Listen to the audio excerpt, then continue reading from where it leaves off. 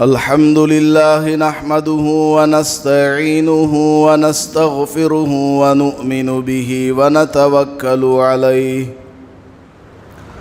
ونعوذ بالله من شرور أنفسنا ومن سيئات أعمالنا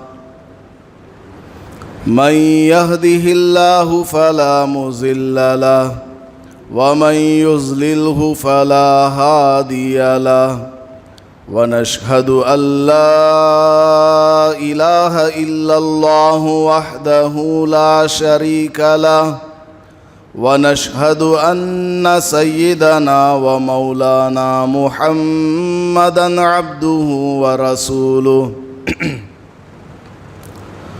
صلى الله عليه وعلى آله وأصحابه وبارك وسلم أما بعد فأعوذ بالله من الشيطان الرجيم بسم الله الرحمن الرحيم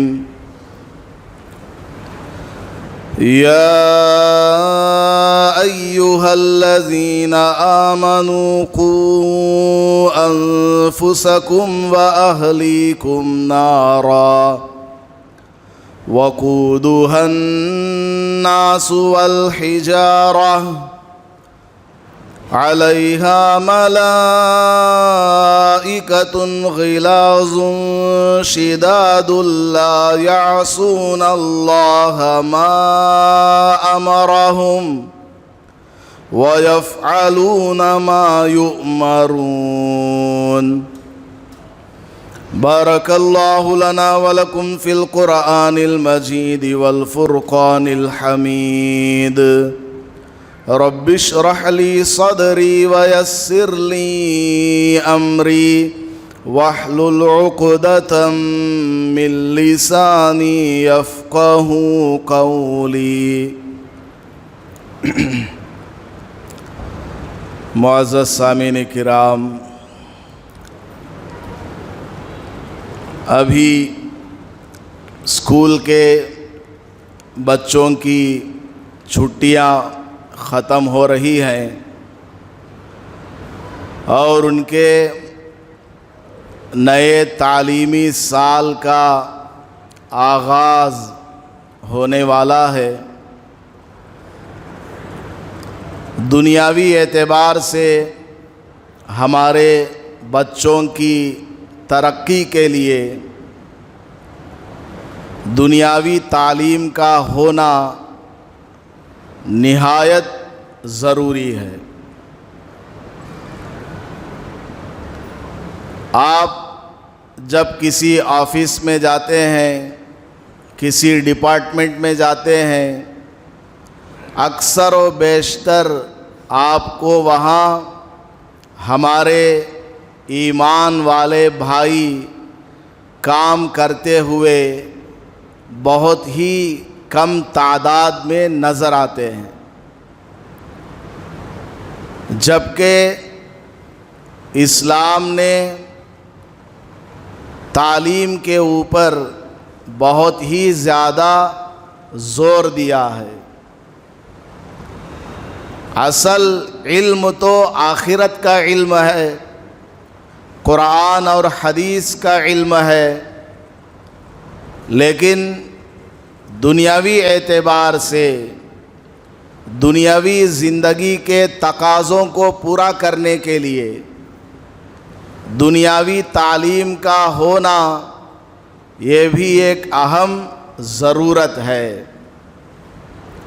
اس کے بغیر آدمی قدم قدم پر دھکے کھاتا پھرتا ہے اور بہت سی جگہوں پر ہمارے آدمیوں کو نہ پاتے ہوئے افسوس کا شکار ہوتا ہے اور بہت سارے کام صحیح طریقے پر انجام نہیں دے پاتا ہے۔ ڈاکٹرز کی ضرورت ہے، لائرز کی ضرورت ہے، بڑے بڑے ڈپارٹمنٹس میں کام کرنے والے افسران کی ضرورت ہے۔ ہمیں چاہیے کہ ہم اپنے بچوں کو دنیاوی تعلیم سے بھی آراستہ کریں اور ان کی تربیت کا بھی خیال کریں۔ اکثر یہ دیکھا جاتا ہے تعلیم میں بچے کچھ نہ کچھ آگے رہتے ہیں، لیکن تربیت کے معاملے میں ہمارے بچے بہت ہی زیادہ پسماندہ، بیکورڈ اور پیچھے رہتے ہیں۔ اور ایک اہم بات جس کی طرف توجہ دینے کی ضرورت ہے وہ یہ کہ لڑکوں کو تعلیمی میدان میں بہت ہی زیادہ آگے بڑھنے کی ضرورت ہے لڑکیوں کی بنسبت۔ لڑکیاں عموماً پڑھنے لکھنے میں لڑکوں کے مقابلے میں ذرا تیز ہوا کرتی ہیں، اس لیے ان کے مارکس بھی اچھے آتے ہیں، ان کے اندر تھوڑا بہت ٹیلنٹ بھی ہوتا ہے، جس کی وجہ سے وہ آگے بڑھتی چلی جاتی ہے اور اونچی اونچی ڈگریوں کو حاصل کر لیتی ہے۔ اور جب اس لڑکی کا مناسب رشتہ تلاش کیا جاتا ہے تو بہت کم لڑکے ایسے ملتے ہیں جو اس لڑکی کے مناسب ہو۔ حالانکہ ہونا تو یہ چاہیے تھا کہ لڑکا تعلیمی اعتبار سے لڑکی کے مقابلے میں آگے ہو، اور ماجرا یہ ہے، تجربہ یہ کہتا ہے کہ لڑکے آگے تو دور کی بات لڑکیوں کے مساوی اور برابر بھی نہیں ملتے ہیں۔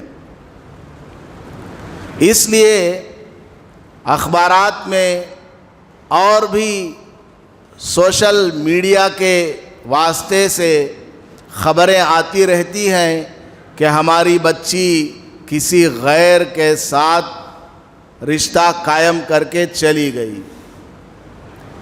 ہمارے ملک میں بے شمار فتنے، نت نئے فتنے روزانہ نمودار ہوتے رہتے ہیں۔ اسلام دشمنی رکھنے والی طاقتیں اپنا سرمایہ لگا کر، اپنا روپیہ پیسہ خرچ کر کے لوگوں کو تیار کر رہی ہیں، اور ہماری معصوم بچیاں ان کے جال میں پھنس کر ماں باپ کا بھی خیال نہیں کر رہی ہیں اور غلط راستوں پر جا رہی ہیں۔ تو ہمارے مسلمان لڑکوں کو خاص کر کے تعلیمی میدان میں بہت ہی زیادہ آگے بڑھانے کی ضرورت ہے تاکہ ہماری بچیاں محفوظ رہیں اور ان کے مناسب رشتوں کا انتظام ہو جائے۔ اور تعلیم بھی ایمانیات اور اسلامیات کے مطابق ہونی چاہیے۔ آپ تو جانتے ہیں ہمارے اس ملک میں پہلے انگریزوں نے جبراً حکومت کی ہے اور اپنا ویسٹرن اور ایسٹرن کلچر کو ہمارے ملک میں جال کی طرح پھیلایا ہے، اور ان کے اسکولز اور یونیورسٹیز میں یہی کلچر انہوں نے رائج کیا۔ جب وہ لوگ یہاں سے چلے گئے، ملک ہمیں دے کر کے چلے گئے، ہمارے ملک سے بھاگ تو گئے، نکل تو گئے، لیکن اپنا کلچر اسی ملک میں چھوڑ کر کے چلے گئے۔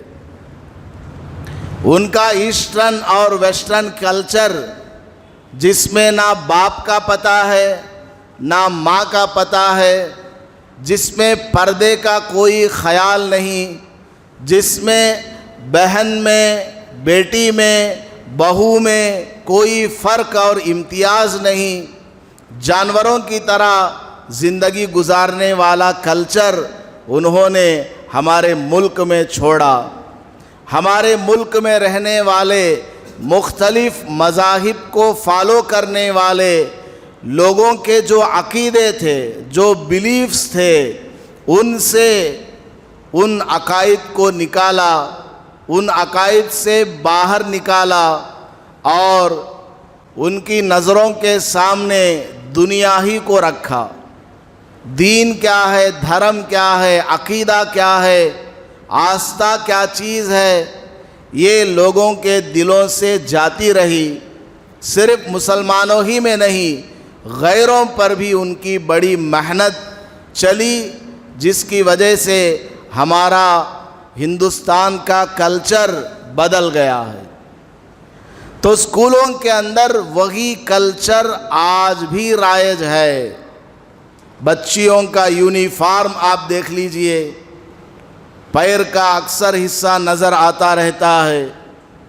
بچی بڑی ہو جاتی ہے، 6، 7، 8 کلاس میں پہنچتے پہنچتے اس کی جو جسمانی بناوٹ ہے وہ نظر آنے لگتی ہے، اور اس کے اوپر کسی پردے کا کوئی انتظام نہیں، نہ چادر کا کوئی انتظام، نہ اوڑھنی کا کوئی انتظام۔ مرد جیسا لباس پہنتا ہے، چست لباس، ایسا لباس لڑکیوں کو پہنایا جا رہا ہے۔ تو ہمیں چاہیے کہ ہم اپنی اولاد کو جب تعلیم دلوائیں، اسکول میں ہو، کالج میں ہو، ہم اپنے اسلام کے کلچر کو باقی رکھیں۔ ہم جہاں کہیں بھی جائیں، ہمارا جو ایک اسلامی شناخت ہے، ہمارا جو ایک آئیڈینٹیفیکیشن ہے مسلمان ہونے کے اعتبار سے، مرد کو کیسا ہونا چاہیے، مسلمان ہونے کے اعتبار سے لڑکی کو اور بچی کو کیسا ہونا چاہیے، اس شناخت اور آئیڈینٹیفیکیشن کو ختم نہیں کرنا چاہیے۔ مسلمان دنیا میں آیا ہے، اپنے اندر جو ایمانی قوت ہے، اسلامی طاقت ہے، اس کے ذریعے وہ دوسروں کے ساتھ اچھا معاملہ کر کے، اچھا برتاؤ کر کے دوسروں کو اسلامی تعلیمات پڑھنے پر آمادہ کیا جائے، وہ خود بخود اسلام کی تعریف کرنے لگ جائیں۔ اس کے لیے مسلمان دنیا میں آیا ہوا ہے۔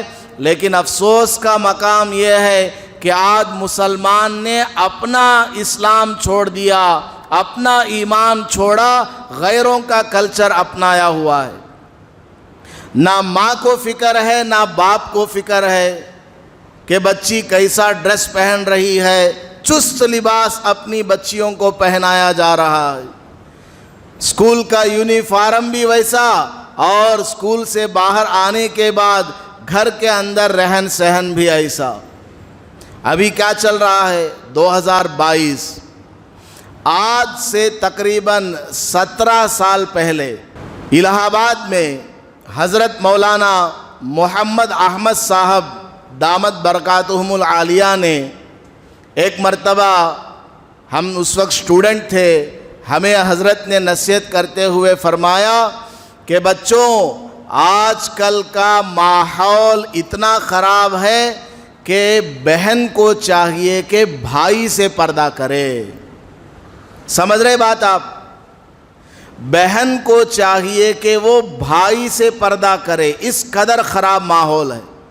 آج سے 17 سال پہلے حضرت نے یہ بات بتائی ہے، اور آج کا ماحول کتنا خراب ہے۔ ہر نوجوان کے ہاتھ میں موبائل ہے، موبائل کھولتے ہی ساری گندی تصویریں، چک شامپو 50 پیسے والا، اس سے لے کر ایئر ہوسٹس تک، لاکھوں روپیہ تنخواہ لینے والی عورت تک، سب کا لباس ایسا ہے کہ مرد شہوانی خواہش کے ساتھ اس کو للچائی ہوئی نظروں سے دیکھتا ہے، اس کا ایمان تباہ و برباد ہو جاتا ہے، چاہے وہ داڑھی ٹوپی والا کیوں نہ ہو، چاہے وہ عام مسلمان کیوں نہ ہو۔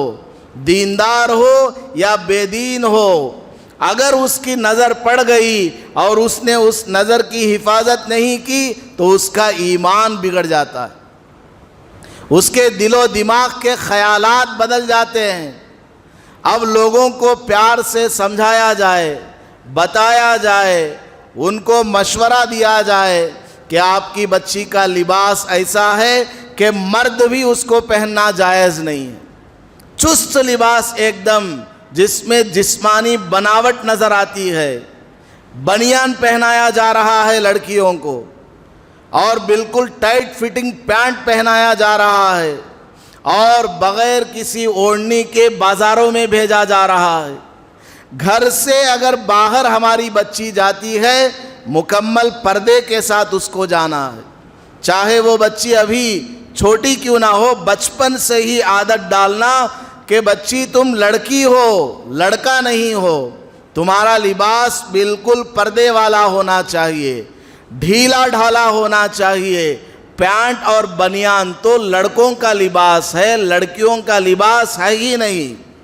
اور مارکیٹ کے اندر جتنی دکانیں ہیں ان میں جو کپڑا بیچا جاتا ہے کوئی کپڑا ایسا نہیں ملتا جو پردے والا، ہر کپڑا اس کے اندر کچھ نہ کچھ بے پردگی ہے۔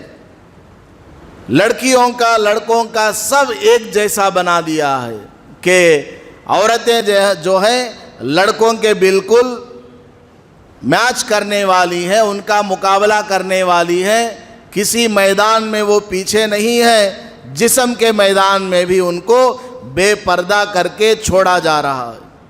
ہمارے مسلمانوں کو چاہیے کہ وہ اپنی بچیوں کی تربیت کریں، ان کو ظاہری اعتبار سے بھی مسلمان بنائیں، باطنی اعتبار سے بھی مسلمان بنائیں، لباس کا خیال کریں، اور ان کے دل کے اندر اللہ پاک نے جو ایک ایمان کا نور دیا ہوا ہے اس ایمان کی حفاظت کی فکر کریں۔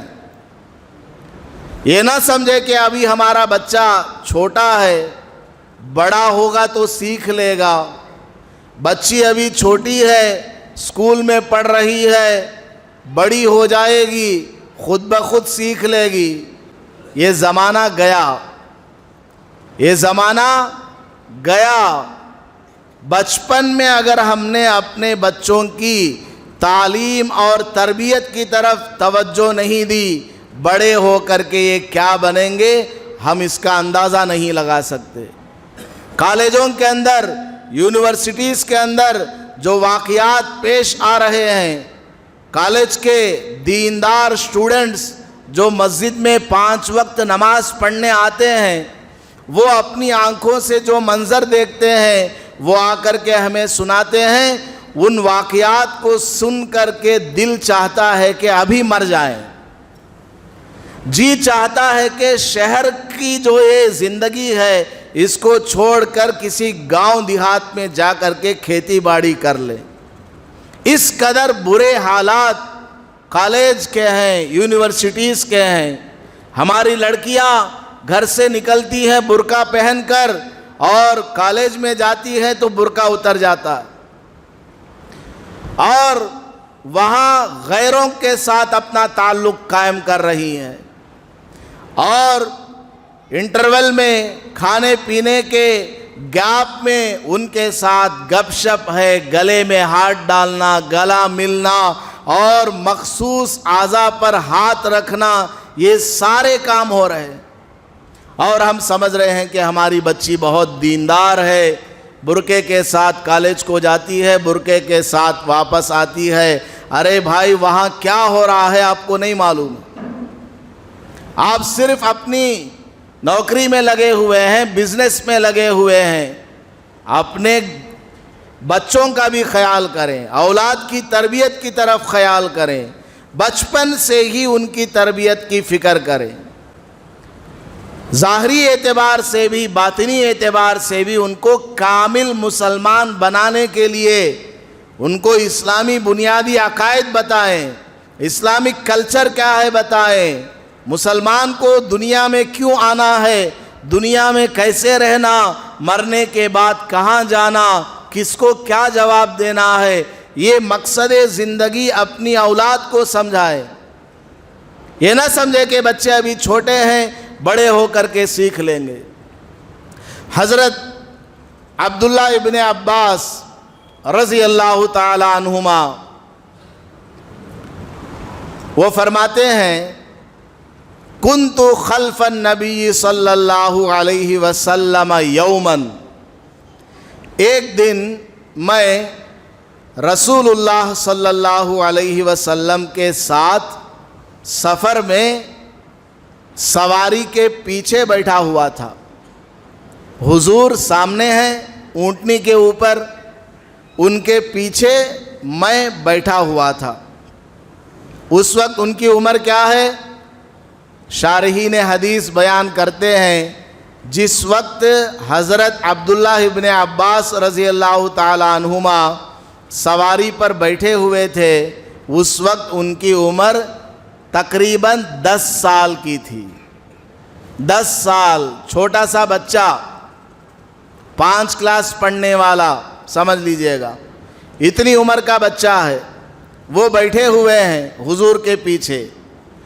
سواری پر آپ جا رہے ہیں، جاتے جاتے آپ صلی اللہ علیہ وسلم نے حضرت عبداللہ ابن عباس رضی اللہ عنہما جو کہ پیچھے بیٹھے ہوئے ہیں ان سے اچانک کہا، یا غلام، اے بیٹے، آواز دے کر کے پکارا تاکہ وہ توجہ کے ساتھ سنیں، غور سے سنیں جو بات کہی جا رہی ہے۔ وہ کہنے لگے، ہاں جی حضور فرمائے۔ تو آپ صلی اللہ علیہ وسلم نے فرمایا، انی اعلمک کلمات، اے بیٹے میں تم کو چند باتیں قیمتی سنانا چاہتا ہوں۔ چھوٹا بچہ ہے، اس کو نصیحت کی جا رہی ہے، میں تم کو چند قیمتی باتیں سنانا چاہتا ہوں۔ کیا؟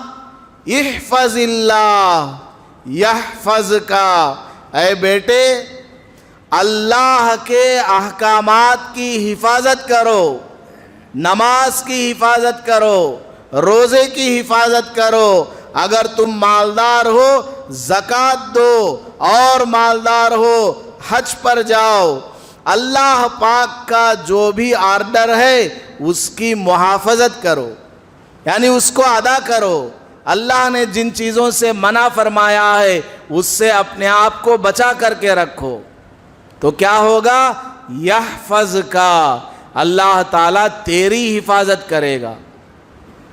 جب تم اللہ کے حکم کی حفاظت کرو گے، اس کا خیال رکھو گے، اللہ تعالیٰ تمہاری حفاظت کرے گا اور تمہارا خیال رکھے گا۔ احفظ اللہ، اے بیٹے اللہ کے احکامات کی حفاظت کرو، تجدہ تجاہک، تم اللہ کو اپنے سامنے پاؤ گے۔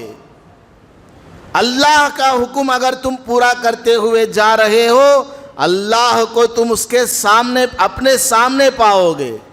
اللہ تعالیٰ گویا تمہارے ساتھ ہے، تم کو دیکھ رہا ہے، تمہاری مدد کرنے والا ہے۔ وَإِذَا سَأَلْتَ، اے بیٹے جب تم کوئی چیز مانگو، فَاسْأَلِ اللَّهِ، اللہ سے مانگو۔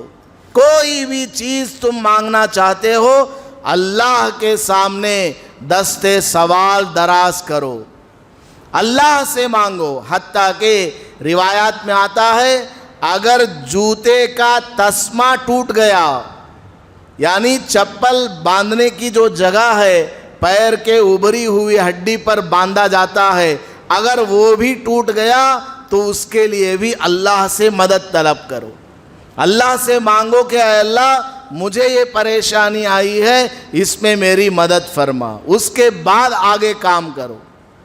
ابتداءً ہماری توجہ اللہ کی طرف جانی چاہیے۔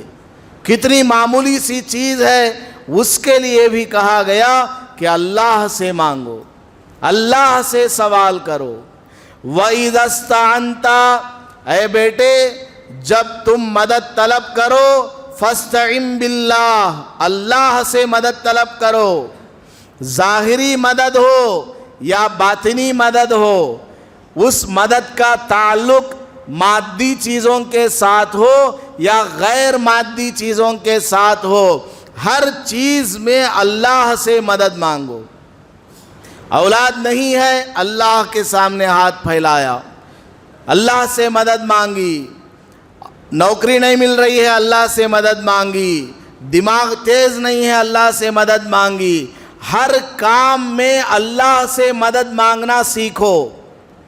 ظاہری اعتبار سے ہم لوگ ایک دوسرے کی مدد لیتے رہتے ہیں، پیسوں کی ضرورت ہے، قرض میں کسی سے مدد لے لیا، کسی کو کسی کام میں مہارت ہے، اس سے کوئی مشورہ لے لیا، مدد لے لیا، یہ منع نہیں ہے، لیکن ظاہری اعتبار سے بھی کسی سے مدد مانگنے جانے سے پہلے اللہ کی طرف توجہ ہو کہ اے اللہ میں فلاں تیرے بندے سے فلاں چیز مانگنے جا رہا ہوں، میری یہ ضرورت ہے، اس کا انتظام اگر تو فلاں بندے کے ذریعے کرنا چاہتا ہے تو کر دے۔ اللہ سے مانگتے ہوئے جائیں، 2 رکعت صلاۃ الحاجات پڑھ کر کے جائیں، موقع نہیں ہے تو کم از کم دل میں دعا کرتے ہوئے اس سے بات چیت کریں، اس سے مانگیں، اللہ پاک اس کا انتظام فرماتا ہے۔ اور آگے نبی پاک صلی اللہ علیہ وسلم نے نصیحت کرتے ہوئے فرمایا وَعْلَمْ أَنَّ الْأُمَّةَ، اے بیٹے جان لو اگر ساری دنیا، کیا مسلمان کیا غیر مسلم، کیا انسان کیا جنات، کیا مالدار کیا غریب، کیا فقیر کیا بادشاہ، کوئی بھی کیوں نہ ہو، ساری دنیا کے بارے میں آپ صلی اللہ علیہ وسلم نے اتنے چھوٹے سے بچے سے فرمایا اے بیٹے اس بات کو اپنے دل میں اچھی طرح بٹھا لو، لَوِجْتَمَعَتْ أَن يَنْفَعُوكَ بِشَيْءٍ لَا يَنْفَعُوكَ إِلَّا بِشَيْءٍ قَدْ كَتَبَ اللَّهُ لَكَ، اگر ساری دنیا مل کر تم کو کوئی مدد کرنا چاہے، فائدہ پہنچانا چاہے، تو اللہ نے جس قدر تمہاری مقدر میں لکھا ہوا ہے، جس قدر تمہاری تقدیر میں لکھا ہوا ہے، اس سے ایک بال کے برابر زیادہ فائدہ نہیں پہنچا سکتی ہے۔ فائدہ پہنچنا ہے، اللہ نے مقدر میں رکھا ہوا ہے، اللہ تعالیٰ ضرور پہنچائے گا۔ ساری دنیا مل کر تم کو جو فائدہ پہنچانا چاہتی ہے، اگر اللہ نے نہیں لکھا ہوا ہے وہ فائدہ پہنچنے والا نہیں ہے۔ وَإِنِ اجْتَمَعَتْ عَلَىٰ أَن يَضُرُّوكَ بِشَيْءٍ لَمْ يَضُرُّوكَ إِلَّا قَدْ كَتَبَ اللَّهُ عَلَيْكَ، اگر ساری دنیا والے مل کر تم کو نقصان پہنچانا چاہیں، ساری دنیا والے مل کر تمہیں برباد کرنا چاہیں، تو وہ تمہارا نقصان نہیں کر سکتے الا یہ کہ جتنا اللہ نے لکھا ہوا ہے اتنا ہی نقصان پہنچ سکتا ہے، اس سے ایک بال برابر زیادہ نقصان ساری دنیا والے مل کر پہنچا نہیں سکتے۔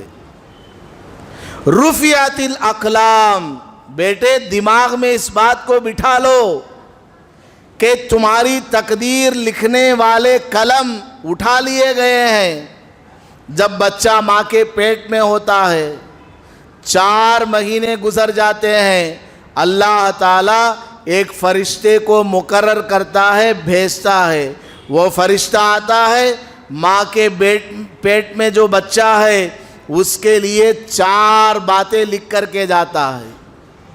پیٹ میں جو بچہ ہے اس کے لیے 4 باتیں لکھ کر کے جاتا ہے، ان میں سے ایک بات کیا؟ اس کی تقدیر، کہ دنیا میں یہ کیا کرے گا کیا نہیں کرے گا، کیا کھائے گا کیا نہیں کھائے گا، کیسے کمائے گا اور کیسا نہیں کمائے گا، یہ پوری اس کی تقدیر اللہ تعالیٰ فرشتے کے ذریعے لکھوا دیتا ہے۔ رفعت الاقلام، تمہاری تقدیر لکھنے والے قلم اٹھا لیے گئے، یعنی جتنا لکھنا تھا لکھ دیا گیا، فل سٹاپ لگا دیا گیا، اب اس میں ایک حرف آگے بڑھنے والی چیز نہیں ہے، ایک حرف گھٹنے والی چیز نہیں ہے۔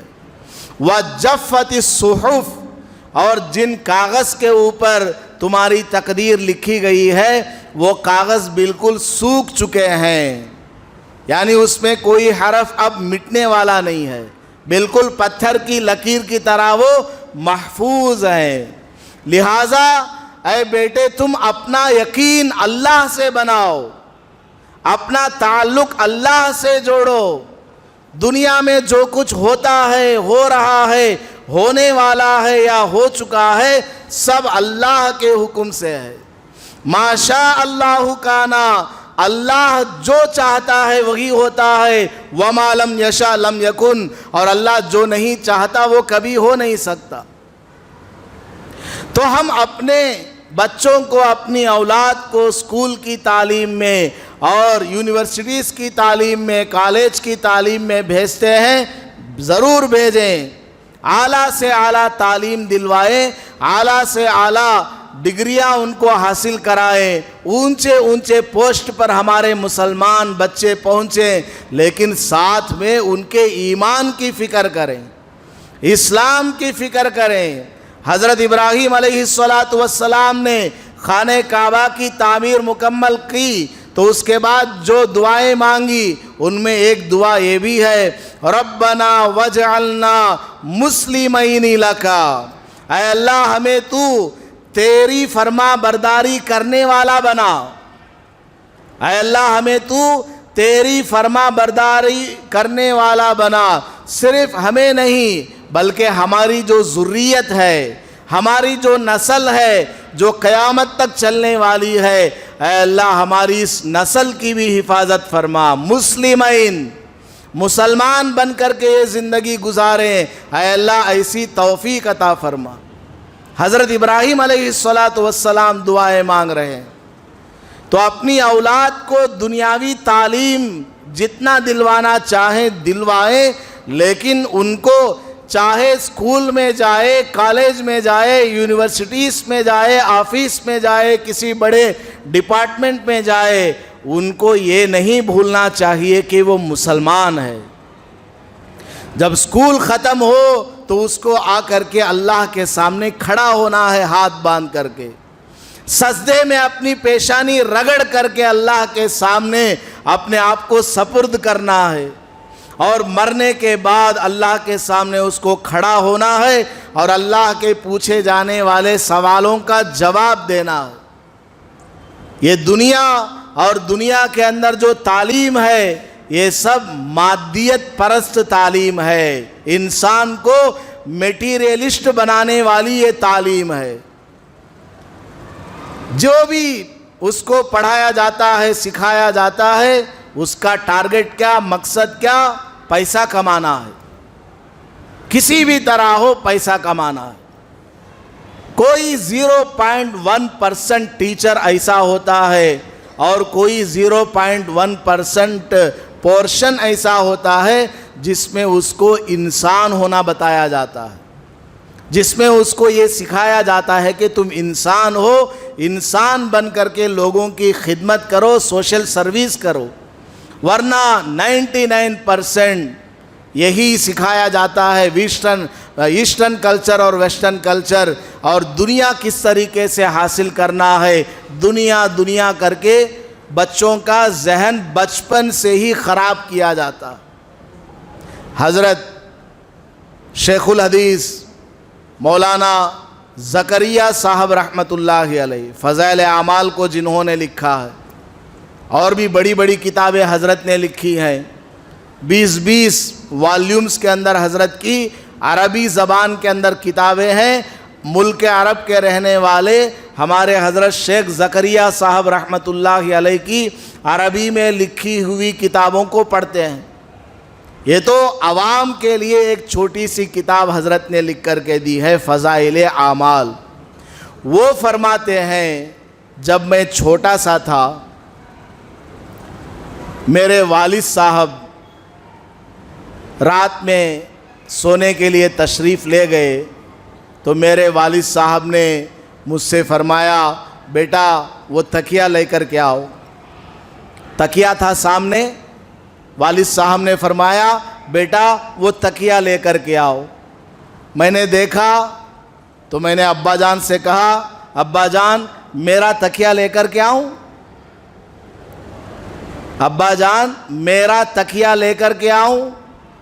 तो वालिद साहब ने हज़रत शेख ज़करिया साहब रहमतुल्लाह अलैह को इंतहाई गुस्से से देखा और कहा, बेटे अभी से तुम मेरा तेरा कर रहे हो, अभी से तुम मेरा तेरा कर रहे हो। बेटा न मेरा कुछ है न तेरा कुछ है, सब कुछ अल्लाह का है, सब कुछ अल्लाह का दिया हुआ है और बतौर अमानत दिया हुआ है। जब तक मेरे पास है वो मेरे पास अमानत है, जब तेरे पास है तो तेरे पास अमानत है। इस ख्याल को दिमाग से निकालो कि ये मेरा ये तेरा, सब अल्लाह का है। इस तरह से वालिद साहब ने हज़रत मौलाना ज़करिया साहब रहमतुल्लाह अलैह की तरबियत की। बल्कि हज़रत शेख फरमाते हैं कि मेरे वालिद साहब मेरे जेब में 1 रुपया भी रहने नहीं देते थे, पॉकेट मनी जेब में कुछ नहीं रखने देते थे। बोलते थे कि बिल्कुल बेनियाज रहो, खाली रहो, जेब खाली, तो तुमको अल्लाह याद आएगा, तुमको अल्लाह याद आएगा जब तुम्हारा जेब खाली होगा।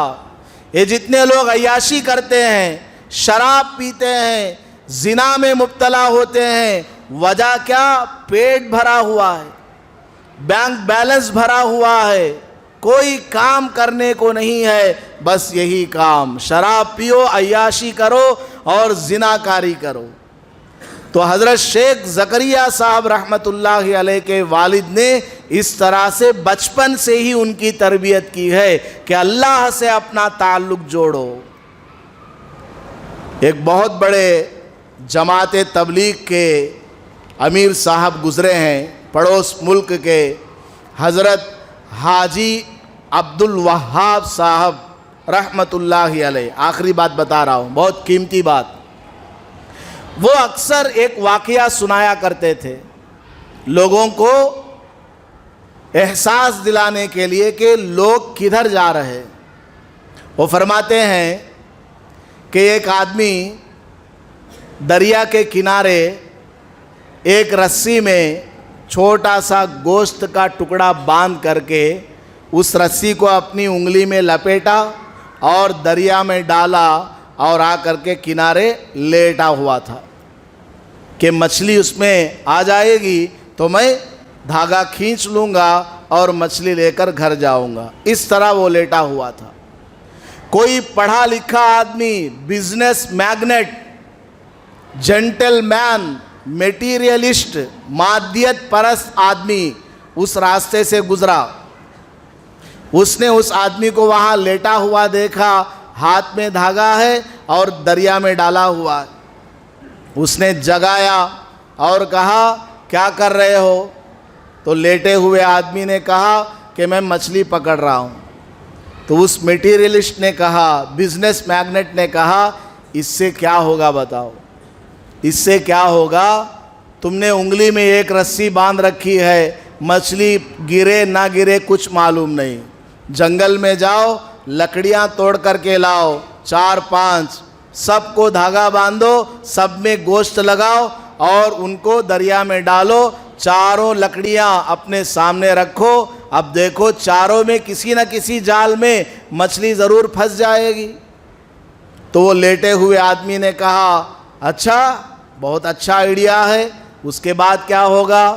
तो उसने कहा, 4 मछलियाँ अगर आएंगी तो फिर तुम्हारे लिए 2 मछलियाँ काफ़ी हैं, 2 मछलियाँ बेच दो और कुछ पैसा आ जाएगा।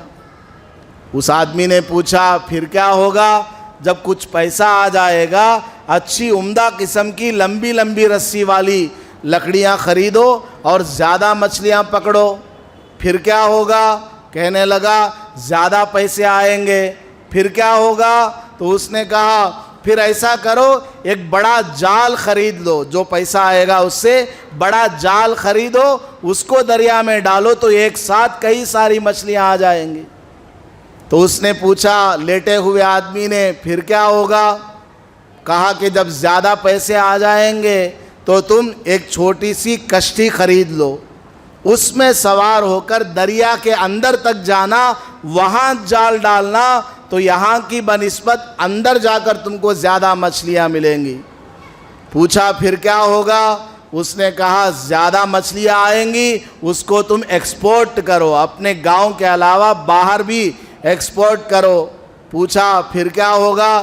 کہنے لگا جب تمہارا ایکسپورٹ بڑھے گا تو تم بہت مالدار ہو جاؤ گے اور اپنا گھر بنا لو، شادی کر لو اور آرام کے ساتھ پیر میں پیر رکھ کر کے تم زندگی گزارو۔